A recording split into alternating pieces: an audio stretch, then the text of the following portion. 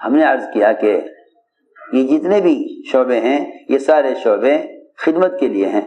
اس زمانے میں اسباب میں سے برکتیں اس لیے اٹھی ہوئی ہیں کہ ہم ان اسباب کو دوسروں سے مال کمانے کا ذریعہ سمجھتے ہیں. حالانکہ جس کو بھی اللہ نے جو ہنر دیا ہے، جس کو اللہ نے جو ہنر دیا ہے، وکالت کا، علاج اور طب کا، یہ سارے کے سارے ہنر لوگوں کے کام آنے کے لیے ہیں تاکہ تم اللہ کے مخلوق کے کام آؤ تو اللہ رب العزت اپنی قدرت سے تمہاری ضروریات کو پورا کر دیں. اس لیے کہ حدیث میں آتا ہے کہ جو شخص اپنے مسلمان بھائی کی مدد میں رہتا ہے اللہ تعالیٰ اس کی مدد میں رہتے ہیں. جب تک یہ مسلمان اپنے بھائی کی مدد کرتا رہے گا اللہ اس کی مدد کرتے رہیں گے. اللہ تعالی اگر ایک مکھی کے بھی عام انسانوں کو شفا پہنچانے کے ارادے پر، ایک مکھی، شہد کی مکھی اگر عام انسانوں کی شفا کا ارادہ کر کے شہد بنائے تو اللہ تعالیٰ اس مکھی کو بھی الہام کرتے ہیں کہ تجھے کہاں کہاں سے رس چوسنا ہے، کہاں کہاں سے کن پھول پھلوں سے کیا کیا نفع کی چیزیں ہیں. اللہ اکبر. اگر ایک مکھی کے انسانوں کو فائدہ پہنچانے کی وجہ سے اللہ اس مکھی کو وحی کر سکتے ہیں اور الہام کر سکتے ہیں تو پھر انسان جو اشرف مخلوقات ہیں اگر یہ انسانوں کو نفع پہنچانے کا ارادہ کریں تو اللہ ان پر کیا کیا اپنے خزانوں سے کیا کیا ان پر چیزیں کھولیں گے اور کیسے اللہ تعالیٰ ان سے کام لیں گے. سوچنے کی بات ہے. لوگ نقلی دوائیں بنا کر پیسہ کما لیتے ہیں، نقلی دوائیں کھلا کر پیسہ کما لیتے ہیں. سنو تو صحیح، وہاں عجیب نظام ہے. شہد کے چھتے کے نیچے بہت سی مکھیاں مری پڑی ہوتی ہیں. شہد کا چھتا ہوتا ہے، اس میں بہت سی مکھیاں نیچے مری پڑی ہوتی ہیں. اس لیے کہ جب کوئی مکھی غلط چیز چوس کر لاتی ہے تو وہاں دروازے پر ہی روکا جاتا ہے اور اس کی چیز کو چیک کیا جاتا ہے کیا لے کر آئی. اگر نفع کی چیز لائی ہے تو اندر جا سکتی ہے اور اگر نقصان کی چیز چوس کر لائی ہے تو ایسی مکھی کو مار دیا جاتا ہے. ایسی مکھی کو مار دیا جاتا ہے. یہ نہیں کہ اندر داخل نہیں جاتا، نہیں، ایسی مکھی وہ دنیا میں رہنے کے قابل نہیں ہے جو انسانوں کے نقصان کی چیز لے کر آوے. سوچو تو صحیح. پھر اگر مسلمان انسان سمجھ اور عقل رکھتے ہوئے کسی ان شعبوں میں خیانت کرے تو پھر اللہ رب العزت ایسے لوگوں سے کام بھی نہیں لیتے اور ایسے لوگ مختلف قسم کے نقصانات میں. میں نے عرض کیا کہ یہ سب کے سب اسباب خدمت ہیں، اسباب معاش نہیں ہیں. جو واقعہ میں نے عرض کیا تھا کہ چٹان سر کی اور راستہ بند ہو گیا، ان میں سے ان تینوں آدمیوں نے وہ اعمال کیے جن سے صرف محض دوسروں کو فائدہ پہنچانا تھا، دوسروں کو فائدہ پہنچانا تھا.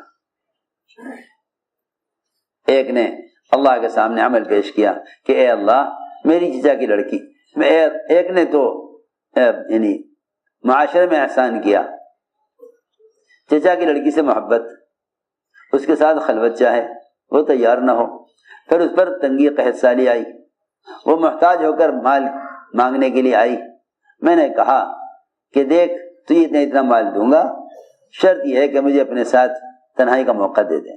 وہ تیار ہو گئی کیونکہ کفر، فقر تو کفر تک پہنچا دیتا ہے، اس کو تو زنا تک ہی پہنچایا تھا، فقر تو کفر تک پہنچا دیتا، یہ تو زنا تھا.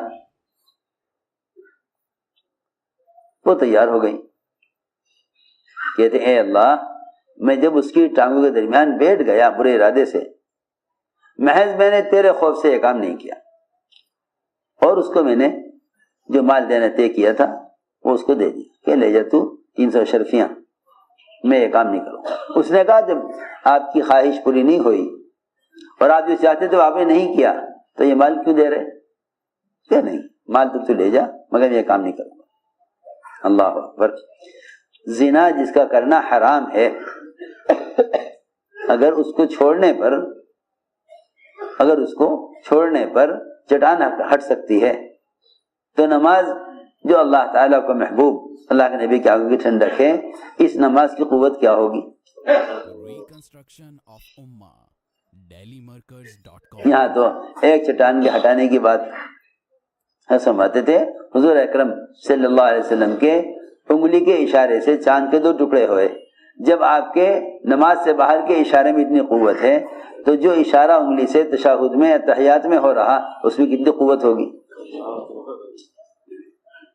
لیکن ہر چیز پر غفلت اور ہر چیز پر رواج غالب ہے۔ ہم نے عرض کیا عمل کی قوت ملائکہ کی قوت سے کہیں زیادہ ہے، عمل کی قوت ملائکہ کی قوت سے کہیں زیادہ ہے۔ ملائکہ کے اندر وہ تقاضے ہی نہیں ہیں جو تقاضے عبادت سے اللہ کی یاد سے غافل کریں۔ ملائکہ کے اندر وہ تقاضے ہی نہیں ہیں، وہ تو اللہ تعالیٰ نے انسانوں میں ان تقاضوں کو رکھ کر جو احکام دیے ہیں، ان تقاضوں کو دبا کر حکم پورا کرنا، اس کی قوت ملائکہ کی طاقت سے کہیں زیادہ ہے۔ یہی وجہ ہے کہ مسلمان کے عمل پر ملائکہ خادم بن کر آتے ہیں، مسلمان کے عمل پر ملائکہ خادم بن کر آتے ہیں۔ چنانچہ چٹان ہلی لیکن نکلا کوئی نہیں۔ ایک عمل پیش کیا معاشرے کی لائن کا، چچا کی لڑکی سے زنا نہ کیا، احسان کر دیا اس پر۔ دوسرے نے والدین کے ساتھ احسان کیا، ساری رات دودھ کا پیالہ لے کر کھڑا رہا، صبح والدین کو دودھ پلایا، بیوی بچوں کو بھوکا رکھا اپنے ماں باپ کے لیے۔ اب تو ماں باپ کو بھوکا رکھیں بچوں کے لیے۔ اس نے ماں باپ کو کا اکرام کیا، بچوں کو بھوکا رکھا۔ اللہ نے چٹان کو ہلا دیا، چٹان نکلا کوئی نہیں۔ تیسرے نے عمل پیش کیا، مزدور پر احسان کیا۔ یہاں تو مزدور کی مزدوری روک لیتے ہیں، تنخواہیں روک لیتے ہیں، تنخواہیں روک لیتے ہیں۔ کہا کہ مزدور کی مزدوری پسینہ سوکھنے سے پہلے دے دو، مزدور کی مزدوری سوکھنے سے پہلے دے دو۔ وہاں وہ مزدوری بیچارہ ایسا تھا کہ اس تھوڑا سا کام کیا اور اپنی مزدوری چھوڑ کر چلا گیا، تنخواہ چھوڑ کر چلا گیا۔ اسے خیال ہوا کہ دیکھو یہ اس کا حق ہے، اگر وہ اپنا حق لے جاتا تو ظاہر بات ہے کہ وہ اس پیسے سے کوئی کام کرتا، سنو تو صحیح، یا اس کو اپنے حاجت پر استعمال کرتا، یا اس پیسے سے اور پیسہ بنانے کی کوشش کرتا۔ لیکن جب وہ نہیں ہے تو یہ جو اس کا حق ہے، اس کی مزدوری ہے، مجھے چاہیے کہ میں اس کی اس مزدوری کو کسی کام میں لگا کر الگ کاروبار شروع کروں، تاکہ جب بھی آوے میں اس کو حوالے کر دوں۔ حالانکہ نہ کوئی رشتہ داری ہے، نہ کوئی اس پر ذمہ کوئی حق ہے۔ یہ بھی کر سکتا تھا کہ اس کی مزدوری پڑی رہتی، جب آتا لے جاتا، کہ نہیں، جب تک وہ آئے لینے کے لیے میں اس کے مال سے اور مال تیار کروں۔ دیکھو تو صحیح، جس طرح مسلمان کی دعا مسلمان کے لیے پیٹھ پیچھے مقبول ہوتی ہے نا، اسی طرح اللہ رب العزت ان کاموں میں برکت ڈال دیتے ہیں جو کام دوسروں کے نفع کے لیے کیے جائیں، جو کام اس وقت تو آپ پوری دنیا میں جو آگ لگ رہی نا، صرف وجہ یہ ہے کہ ہر ایک دوسرے سے فائدہ اٹھانے کی کوشش میں ہے۔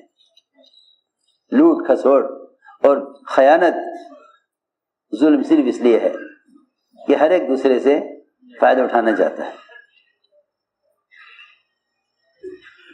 اس کے مال سے مال تیار کرتا رہا، یہاں تک کہ ایک وادی ہو گئی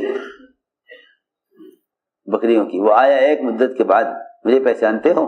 کہ ہاں پہچانتے ہیں، ہم نے آپ کے یہاں کام کیا تھا، کہ ہاں کیا تھا، ہماری تھوڑی مزدوری آپ کے یہاں رہ گئی تھی، چاہو تو دے دو اگر آپ کو یاد آئے۔ کہ ہاں کیوں نہیں یاد، آپ تو اسی دن سے یاد ہیں جس دن آپ مزدوری چھوڑ کر گئے تھے، یہ پوری وادی بکریوں کی ہے، سب آپ کی ہے۔ اس نے کہا روایت میں، ارے مذاق نہ کر میرے ساتھ، دل لگی نہ کر، میں تو وہ اپنی تن مزدوری لینا آیا ہوں جو میری تھی، کہ تیرے جانے کے بعد سے میں نے تیری مزدوری سے الگ کاروبار شروع کیا، وہ بڑھتے بڑھتے یہاں تک پہنچا ہے، یہ ساری سب کچھ تیرا ہے، تو لے جا۔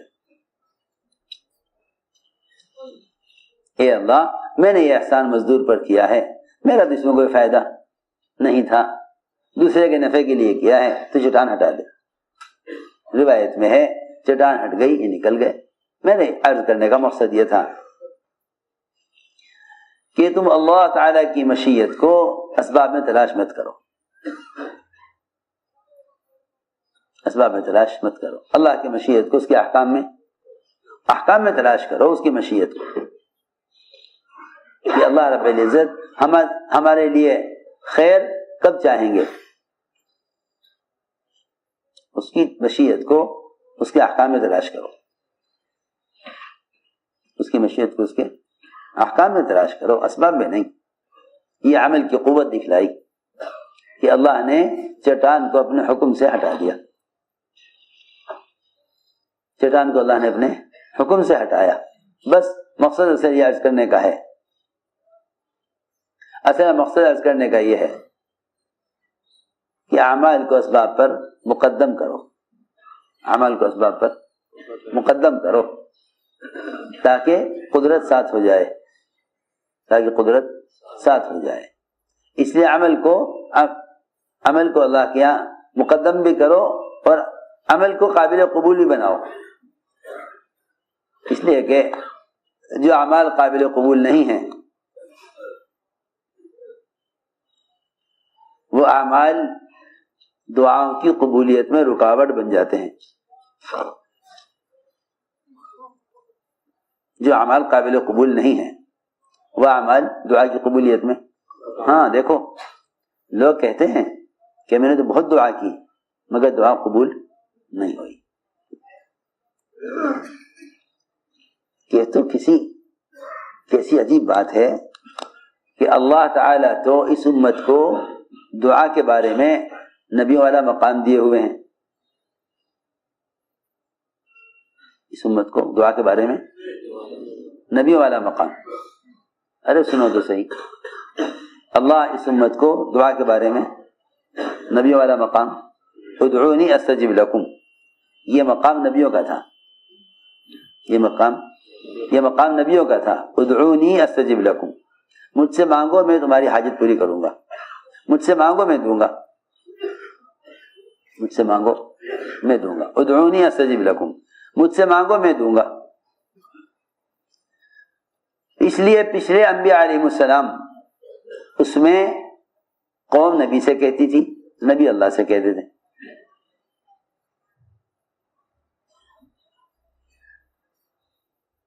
نبی اللہ سے کہتے، قوم نبی سے کہتی تھی کہ اللہ سے کہو یہ کر دیں، اللہ سے کہو یہ کر دیں۔ جتنی بھی قوم کی حاجتیں اور مسائل ہوتے تھے انبیاء انہیں اللہ کے سامنے پیش کرتے تھے۔ اس امت کی خاصیت یہ ہے کہ اللہ نے اس امت سے کہا ادعونی استجب لکم، مجھ سے مانگو میں دوں گا۔ سنو غور سے بات، اس امت کی خصوصیت یہ ہے کہ اللہ تعالی سب سے کہہ رہے ہیں مجھ سے مانگو میں دوں گا، سب سے کہہ رہے ہیں کہ مجھ سے مانگو میں دوں گا۔ لوگ یہ سوال کرتے ہیں کہ دعا مانگی تھی قبول نہیں ہوئی، تو یوں کہہ کے غافل اور بے فکر ہو جاتے ہیں کہ بھئی اللہ شاید یہ چیز دینا نہیں چاہتے۔ ارے سنو تو صحیح، بہت اہم بات ہے، اللہ شاید یہ چیز دینا نہیں چاہتے۔ اس پر بھی کبھی غور کیا کہ آیا میں نے دعا کے قبول ہونے کی شرائط پوری کی یا نہیں؟ دعا کے قبول کی شرائط پوری کی یا نہیں؟ یہ کہنا کہ اللہ کو یہ چیز دینا منظور نہیں ہے، یہ کہنا کہ اللہ کو یہ چیز دینا منظور نہیں ہے، ارے دعا کی شرائط پوری کی یا نہیں؟ اللہ تعالی دو وجہ سے دعا کو مؤخر کر دیتے ہیں، حاجت کو مؤخر کر دیتے ہیں، دو وجہ سے۔ ایک وجہ تو یہ ہے کہ اللہ تعالی جس طرح ہر سبب میں مسلمان کو آزماتے ہیں، ایسے دعا میں بھی آزماتے ہیں، دعا میں بھی آزماتے ہیں۔ دعا میں آزمائش یہ ہے کہ میں اس کی حاجت کے پورا ہونے کو مؤخر کروں گا، دیکھوں یہ کب تک مانگتا ہے، یہ کب تک مانگتا ہے، دیکھو کب تک مانگتا ہے، اس کی حاجت کو مؤخر کروں گا، دیکھو کب تک مانگتا ہے۔ لیکن یہ دعا مانگ کر چھوڑ دیتا ہے کہ بھئی یہ چیز اللہ کو دینی منظور، حالانکہ ہم نہیں جان سکتے کہ اللہ یہ چیز دینا چاہتے ہیں یا نہیں دینا چاہتے، ہم نہیں جانتے نا، ہم نہیں جانتے کہ اللہ یہ چیز دینا چاہتے یا نہیں دینا چاہتے۔ لیکن محمد صلی اللہ علیہ وسلم جن کو اللہ تعالیٰ نے وحی سے بتا دیا کہ آپ کی یہ دعا قبول نہیں ہوگی، سنو غور سے، اللہ نے وحی سے بتا دیا کہ آپ کی یہ دعا قبول نہیں ہوگی۔ سنو، بہت توجہ سے بات سننا، یہ سننے کی بات ہے۔ ہم ایک دعا مانگتے ہیں، ہماری چاہت کے مطابق ہوتا نہیں تو ہم طے کر لیتے ہیں کہ یہ دعا قبول نہیں ہوگی، حالانکہ ہمیں معلوم نہیں کہ اللہ کیا چاہتے ہیں۔ ہم تو یہ سمجھتے ہیں نا کہ حاجت کا پورا ہونا کامیابی ہے، حالانکہ حاجت کا پورا ہونا کامیابی نہیں ہے، حکم کا پورا ہونا کامیابی ہے۔ دعا اور عبادت کا حکم ہے، اس لیے اس میں لگے ہوئے ہیں۔ وہ حاجت پوری کریں تو ان کی مرضی ہے، وہ حاجت پوری نہ کریں تو ہم ان کی مرضی سے راضی ہیں، یہ بات ہے۔ سنو غور سے، حضور اکرم صلی اللہ علیہ وسلم نے عرفات میں دعا مانگی۔ عرفات کی دعائیں تو جانتے ہیں آپ کہ دعا کی قبولیت کی جگہ اور دعا کی قبولیت کا وقت، اور وقت بھی محدود، جگہ بھی متعین، وقت بھی محدود، جگہ بھی متعین۔ اس وقت سے اس وقت تک دعا کی قبولیت کا وقت ہے۔ آپ دعا مانگتے رہے اور ساری دعائیں قبول ہو گئیں، ایک دعا قبول نہیں ہوئی۔ اللہ نے کہہ دیا کہ یہ دعا قبول نہیں ہوگی۔ وہ کیا تھی؟ آپ نے فرمایا اے اللہ تو قدرت والا ہے اور جو چاہتا ہے وہ کرتا ہے، تیرے لیے کوئی رکاوٹ نہیں، تجھ سے کوئی بات پرس کرنے والا نہیں کہ تو نے ایسا کیوں کیا۔ تو ظالم کو معاف کر دے اور مظلوم کو اپنے پاس سے بدلہ دے دے، ظالم کو معاف کر دے، اور ظالم نے ظلم کیا ہے مظلوم پر، مظلوم کو اپنے پاس سے بدلہ دے دے۔ یہ بات وہی کر سکتا ہے اور یہ دعا وہی کر سکتا ہے جو ستانے والوں اور احسان کرنے والوں کے لیے برابر ہدایت چاہتے ہوں، اور دونوں کو اللہ کے عذاب سے بچانے کی برابر تمنا رکھتے ہوں۔ جو کوشش ابو جہل کی ہدایت کی وہی کوشش ابو طالب کی ہدایت کی، وہ بہت ستانے والا، یہ بہت ساتھ دینے والے، ابو طالب بہت ساتھ دینے والے، بہت ساتھ دینے والے، ابو طالب بہت ساتھ دینے والے، ابو طالب بہت ساتھ دینے والے، اور ابو جہل بہت ستانے والا، مگر دونوں کی ہدایت کی تمنا برابر۔ ہاں سمجھ میں آ رہی بات؟ ایک محسن آپ پریشان کرنے والے اور ایک آپ کو ستانے والا۔ میں نے عرض کیا کہ آپ نے فرمایا اے اللہ مظلوم کو اپنے پاس سے بدلہ دے دے، ظالم کو معاف کر، تو اس پہ قادر ہے۔ اللہ تعالی نے جواب میں فرمایا کہ یہ دعا قبول نہیں ہوگی۔ ارے سنو تو صحیح، یہ دعا قبول نہیں ہوگی۔ جب اللہ نے کہہ دیا یہ قبول نہیں ہوگی تو آپ نے اس کو چھوڑا نہیں، یہاں تک کہ عرفات کا وقت ختم ہو گیا اور آپ عرفات سے نکل گئے، عرفات سے نکل گئے۔ مزدلفہ کی رات میں پھر آپ نے یہ دعا مانگی کہ اے اللہ میں تجھ سے پھر کہتا ہوں کہ ظالم کو معاف کر دے، اور جو ظالم نے مظلوم کا حق مارا ہے تو اپنے پاس سے اپنے خزانے سے مظلوم کو حق دے دے، بس جبکہ آپ کو بتا دیا گیا کہ دعا قبول نہیں ہوگی. اللہ تعالیٰ نے جو دعا عرفات میں قبول نہیں کی وہ مزدلفہ میں قبول کر لی.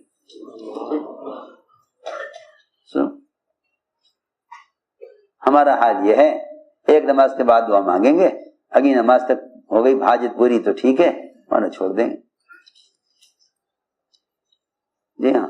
اور بتاؤں کیا ہوگا؟ آج کل تو عجیب ہی حال ہے. آج کل لوگ پوچھتے پھرتے ہیں بزرگوں سے اور تحقیق کرتے رہتے ہیں کہ بھائی یہ بتاؤ آج کل مستجاب الدعوات کون ہے؟ کون ہے؟ کہاں ملے گا ایسا کوئی آدمی جس کی دعا قبول ہوتی ہو تاکہ اس سے دعا کے لیے کہیں. ہاں جی ہاں. مشائخ اولیاء اللہ بزرگان دین تلاش کرتے ہیں لوگ. جی ہاں. تاکہ کوئی ایسا آدمی مل جاوے دنیا میں جس کی دعا قبول ہوتی ہو. لوگ پتہ بتائیں گے کہ جی ایسا کرو تم فلاں علاقے میں چلے جاؤ، وہاں ایک جنگل میں ایک بزرگ رہتے ہیں، ان سے کہو دعا کے لیے. محمد صلی اللہ علیہ وسلم والنازعات سورت کے برابر دعائیں لائے. سب سے بڑا ذخیرہ دعاؤں کا محمد صلی اللہ علیہ وسلم لے کر آئے. سارے انبیاء کی دعائیں اتنی نہیں، اتنی صرف محمد صلی اللہ علیہ وسلم کی دعائیں ہیں. ان سارے دعاؤں کے مجموعے کے باوجود آپ خود امتی سے دعا کے لیے کہہ رہے. حضرت عمر نے فرمایا میرے لیے دعا کرنا، میرے لیے دعا کرنا، مجھے بھولنا مت دعا میں. ہم تلاش کرتے ہیں کہ کوئی اللہ والا مل جائے اس سے دعا کے لیے کہیں. تو میں نے عرض کیا کہ لوگ تلاش کرتے ہیں. ایک صاحب ہمارے پاس بھی آئے، کہنے لگے کہ کیا آپ کو معلوم ہے کہ اس وقت پوری دنیا میں مستجاب الدعوات کون ہے جس کی دعا اللہ کے یہاں قبول ہوتی ہے؟ میں نے کہا بھائی میں یہ تو جانتا نہیں کہ مستجاب الدعوات اس وقت کون ہے دنیا میں، لیکن یہ جانتا ہوں کہ مجیب الدعوات کون ہے. یہ تو نہیں معلوم کون سا بندہ اللہ کا ایسا ہے دنیا میں اس وقت جس کی دعا اللہ قبول کر لیں، لیکن یہ جانتا ہوں کہ دعا قبول کرنے والا کون ہے. دعا کیونکہ دعا کی قبولیت کے لیے اولیاء اللہ کو تلاش کرنا اصل نہیں ہے. دعا کی قبولیت کے لیے تو قبول کرنے والے کو تلاش کرنا اصل ہے.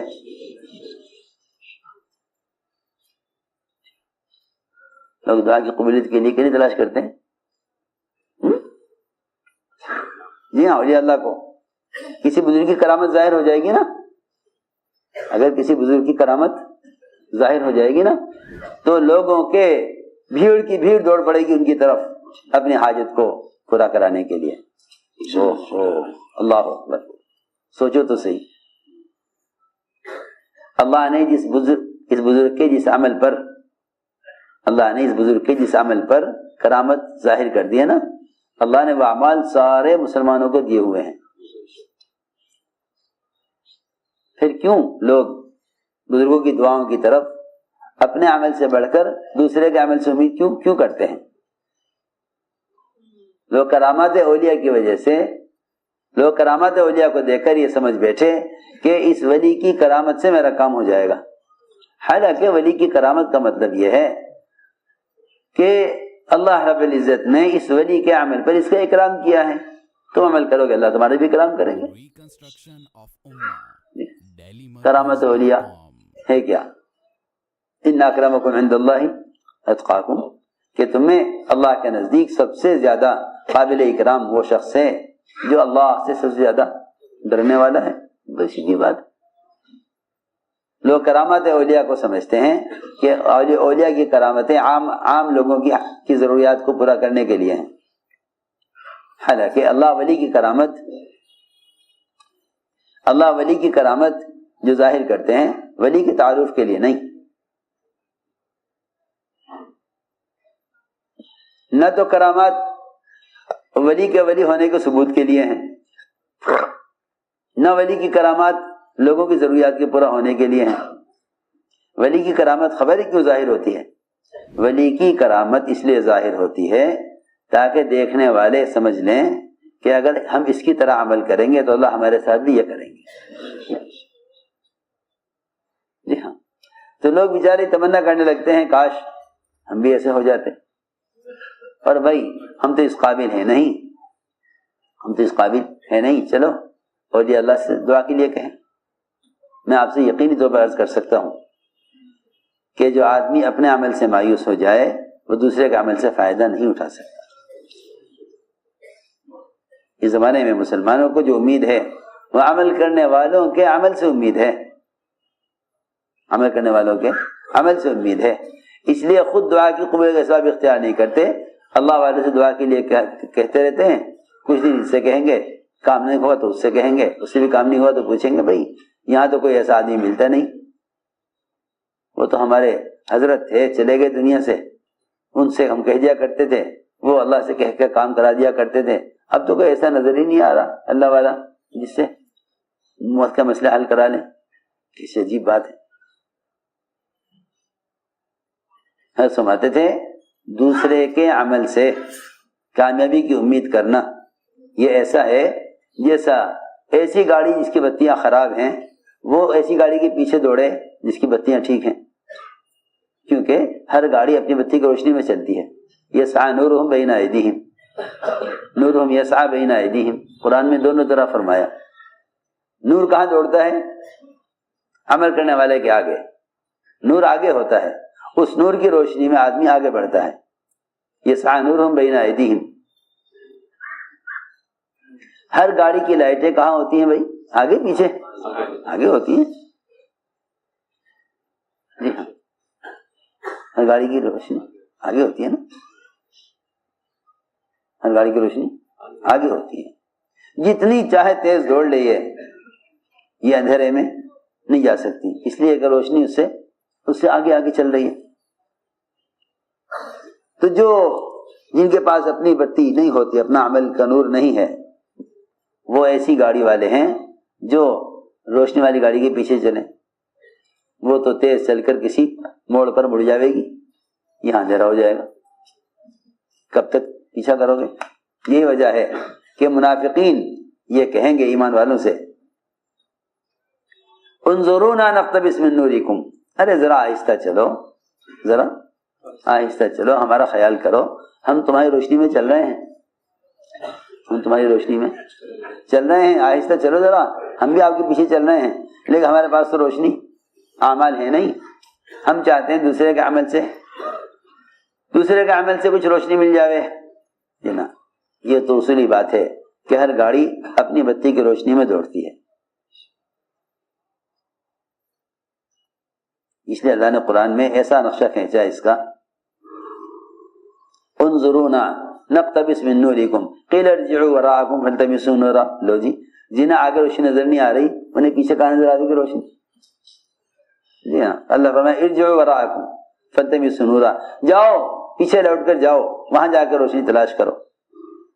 قیامت میں منافقین ایمان والوں کے پیچھے چلنا چاہیں گے. اللہ فرمائیں گے دیکھو پیچھے ملے گی تمہیں روشنی, جہاں اعمال کا ثواب تقسیم ہو رہا ہوگا. عجیب حدیث ہے, اعمال کا ثواب تقسیم کیا جا رہا ہوگا, اعمال کا ثواب تقسیم کیا جا رہا ہوگا. جب سب عمل کرنے والوں کو ان کے عمل کا بدلہ مل جائے گا نا, تو یہ عمل کرنے والے اچھلتے کودتے جنت کی طرف چلیں گے. تو منافقین وہ بھی ان کے پیچھے لگیں گے کہ چلو ہم بھی ان کے ساتھ ساتھ نکل لیں. وہ تیز چلیں گے, یہ پیچھے رہ جائیں گے. یہ کہیں گے ان سے انظرونا, ارے ہم بھی تمہارے ساتھ آ رہے ہیں, ذرا انتظار کرو. ایک پردہ ان کے دونوں کے درمیان آ جائے گا, ایک پردہ, ایک دیوار ان کے درمیان حائل ہو جائے گی. اللہ تعالیٰ فرمائیں گے کہ جاؤ پیچھے مڑ کر, ہاں یہ کہیں گے چلو وہاں چلو جہاں سے نور تقسیم ہو رہا تھا. نور تقسیم ہوگا نا قیامت میں عمل کرنے والوں کو. دنیا میں جن کے اعمال میں نور ہوگا, قیامت میں ان کو ان کے عمل کے بقدر نور دیا جائے گا, اور منافقین کو کوئی نور نہیں دیا جائے گا. جب وہاں اندھیرا پائیں گے تو کہیں گے چلو وہاں چلو جہاں نور تقسیم ہو رہا تھا, وہاں آئیں گے تو وہاں کچھ بھی نہ پائیں گے۔ میں نے عرض کیا کہ یہ تو منافقین کا مزاج ہے جو قرآن کہہ رہا کہ یہ عمل کرنے والوں کو نور سے نور حاصل کرنا چاہیں گے اس وقت کہ نہیں، وہاں کوئی کسی کا نور سے فائدہ نہیں اٹھا سکے گا۔ اس لیے دوستو عزیزوں، ہم نے عرض کیا کہ یوں مت کہو کہ دعا قبول نہیں ہوئی، یوں سوچو کہ اس دعا کی قبولیت میں کیا رکاوٹ بنا، کیا چیز رکاوٹ بنی، کیا رکاوٹ ہے۔ دو چیزیں ہیں سب سے زیادہ دعا کو رد کرنے والی، دو چیزیں سب سے زیادہ دعا کو رد کرنے والی۔ ایک معاش میں اور معاملات میں اور کمائی کے نقشوں میں حکم کا توڑنا۔ جب بیع و شراء میں اللہ کے امر کا امتثال نہیں ہوگا، خرید بیچنے میں اللہ کے حکم کو نہیں دیکھیں گے تو دعائیں مردود ہو جائیں گی۔ دوسری بات یہ ہے کہ اگر نماز کو بگاڑا گیا تو دعا قبول نہیں ہوگی، اس لیے کہ دعائیں عبادات دعاؤں کو پرواز دینے کے لیے ہوتی ہیں۔ جب نماز مردود ہے تو دعا مقبول کیسے ہو سکتی ہے؟ جب نماز مردود ہو جائے تو دعا مقبول کیسے ہو سکتی ہے؟ کہ وہ تو نماز عبادت کا خلاصہ دعا ہے، دعا مخل عبادت، کہ وہ تو دعاؤں کا خلاصہ، عبادت کا خلاصہ دعا ہے۔ جب عبادت مقبول نہیں تو دعا کیسے مقبول ہوگی؟ اس لیے فرمایا کہ اپنی کمائی کے نقشوں میں دیکھا کرو کہ دعا کے رد کرنے کے اسباب تو نہیں، دعاؤں کے رد کرنے کے اسباب تو نہیں، اس لیے کہ وہ دعا رد کر دی جاتی ہے، وہ دعا رد کر دی جاتی ہے۔ اگر کمائی کے نقشوں میں ذرا بھی حرام داخل ہے تو دعا مردود ہوگی، تو دعا مردود ہوگی۔ یہ خوب گڑگڑائے گا اللہ کے سامنے، اللہ کا جواب ہوگا انا لک الاجابہ، تیری دعا کہاں سے قبول کر لوں؟ پہننا حرام کا، پینا حرام کا، کھانا حرام کا، انا یستجاب لکم، تیری دعا کہاں سے قبول ہو جائے؟